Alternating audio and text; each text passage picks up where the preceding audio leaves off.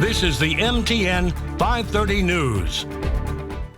23 new graduates are now certified in crisis intervention following the 15th Academy in Billings. I'm Victoria Hill, and I'll tell you how their service is going to help the community.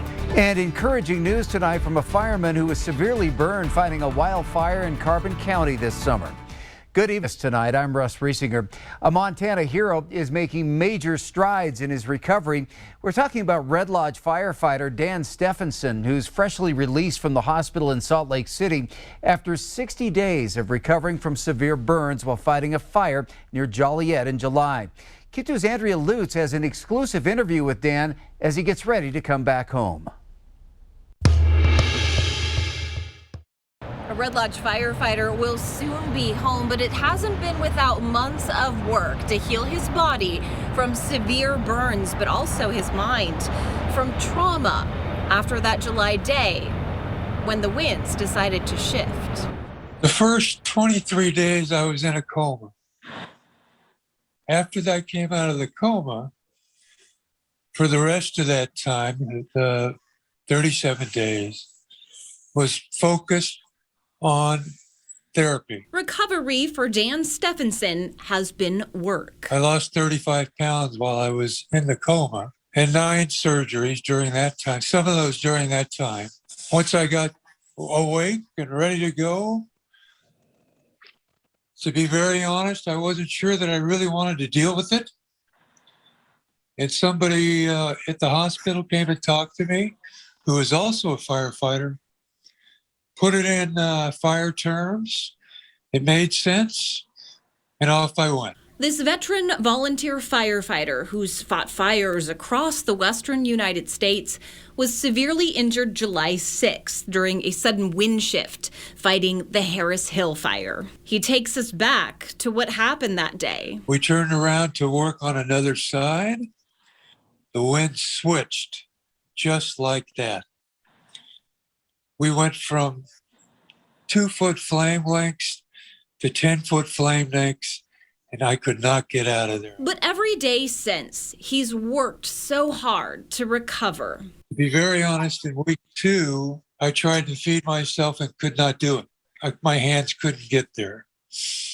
And I cried like a baby because I thought I'd never do it. But the therapist said, just shut up, we'll get this fixed.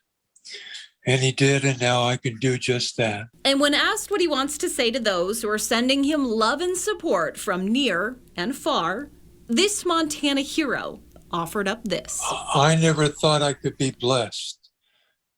Red Lodge, Carbon County, Montana, parts of the United States, people have sent me cards, sent me messages, and I constantly, Dan, we're praying for you. Dan, we're praying for you.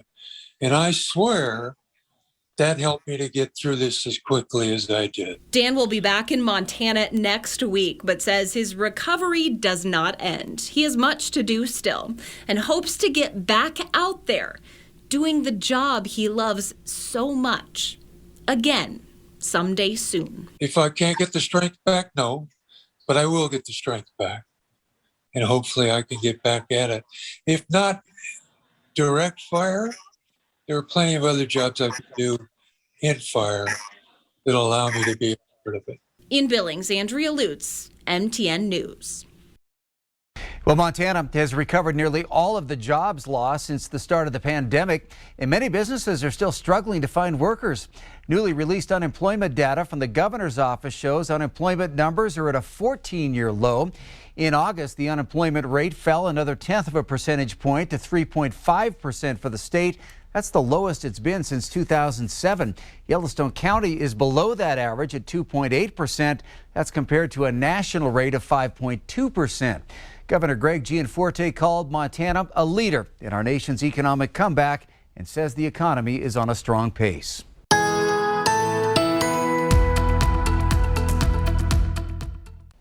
Another very hot day on Saturday with temperatures close to record highs. Billings within a degree or two of a record. Miles City, Sheridan also very warm. Only Livingston might show a little bit shy of the record for the date. The heat will build in along with the dry conditions and gusts that could hit 35 to 50 miles per hour. All of that adding up into more fire risk as we get into tomorrow afternoon. So make sure that it's the usual thing we've been talking about. Avoid anything that will create a flame or a spark. As we start getting into the afternoon, that fire risk will be critical, but things will drastically change as we get later into the weekend. We'll have all the forecast details coming up in just a few minutes.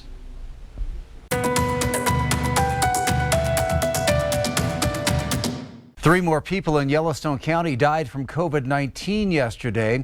According to Riverstone Health, the three men were not fully vaccinated and had underlying medical conditions. A man in his 40s and a man in his 70s were not vaccinated. A man in his 60s had received the first dose of the two-dose vaccine. 313 Yellowstone County residents have died from COVID. Currently, St. Vincent Healthcare and Billings Clinic have 109 COVID patients. 89 are not vaccinated. 35 patients are in the ICU and 26 are on ventilators. The federal government is preparing mandates for larger businesses and hospitals to require employees to be vaccinated. But a Montana law passed this spring by the Republican legislature prohibits businesses from requiring workers to be vaccinated. MTN's Mike Dennison tells us what Montana businesses are facing. The Biden administration is preparing a rule to require businesses with at least 100 employees to have all workers be vaccinated against COVID-19 or get tested weekly. And that's not all. The feds are issuing another rule that says all hospitals must require employees to be vaccinated or not get paid by the federal health insurance programs, Medicare and Medicaid. So there's not a hospital in this state that could financially survive not receiving payments for Medicare and Medicaid. These rules, however, will be in direct conflict with the new Montana law, which says it's illegal to discriminate against any employee based on his or her vaccination status. Montana Chamber of Commerce President Todd O'Hare told MTN News that businesses here aren't sure what to expect, except a lot of uncertainty. So it just raises a lot of questions and a lot of concerns, and it's something that the business community is really starting to try to figure out how they're going to comply with it. Those questions include, how will the feds determine the 100 employee threshold? Who would pay for the COVID-19 testing if the vaccine mandate can't be enforced? How long will businesses have to become fully compliant? And the big one, will the federal rules trump Montana law? O'Hare also questions whether the business mandate will result in that many more vaccinations in Montana, where the vast majority of businesses don't have 100 employees. If you have employees that decide that they're either going to exit the workforce entirely or go across the street to another business that doesn't meet that threshold, then you've not accomplished the goal that way as well. The hospitals and the general business community don't like the state law either, saying the decision on employee vaccinations is better left to each unique employer. So in some communities, it may make sense for a facility to require the flu vaccine, or certainly to require the CDC recommended vaccinations, MMR, and others. And in some more communities, they may feel that as a requirement wasn't necessary. O'Hare says some businesses are considering challenging Montana's law in court. And Montana Attorney General Austin Knudsen says he'll go to court to challenge any federal rules on vaccine mandates.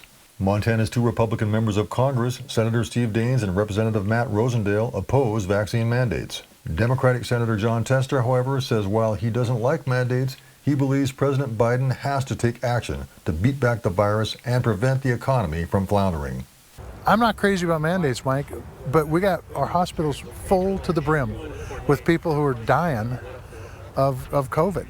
I would just beg people, if you haven't been vaccinated, please go out and get vaccinated. It's the right thing to do for yourself and for your neighbors. And on Friday, we had another 1,200 new COVID-19 cases reported in Montana, bringing us to our highest level of active cases since last December. In Helena, I'm Mike Dennison for MTN News. Despite Food Corps' withdrawal from their farm-to-school activities earlier this year, Hardin School District continues to give their students hands-on learning opportunities to grow, harvest, and taste fresh food. One of the biggest things has been the support from our school district. Without Food Corps and having those positions, we have been able to hire a nutritional food specialist position, and they'll really be taking over that educational component within our schools so that we can make sure that we're continuing the education pre-K through 5 and making sure that there's no drop-off in terms of lessons and availability and access for our students. Food Corps had worked with the Hardin School District for 6 years, where they would help educate students on eating fresh, local food and help the district obtain fresh food to feed the children. So Hardin schools felt it was important to keep the program going. With our Farm to School program, it's really featured on the salad bar and through our Harvest of the Month program. The Harvest of the Month is where students learn in the classrooms about goods that are produced in Montana. We have grains, squash, beef, lots of really exciting and yummy foods. So students learn about that in the classroom, and then in the cafeteria they see it served either in the menu or on the salad bar. And then part of our program is then connecting it with the community and making sure that we're being able to buy local and support our local community. Hardin has their own school garden and are working on a greenhouse. Having these fresh foods at their school doesn't go unnoticed by the students. I think it's good for us to do the hands-on with the food so we can learn how to make our own garden and grow our own food. Once every other week, K through 5 students get hands-on farm-to-school learning opportunities in Hardin School District. In the Hardin Garden, Brandon Warren, MTN News. Well, still to come on the MTN 530 News here on Q2, we'll take you to a graduation that is adding 15 new team members to help with crisis intervention across the state. Leader, you're watching the MTN 530 News.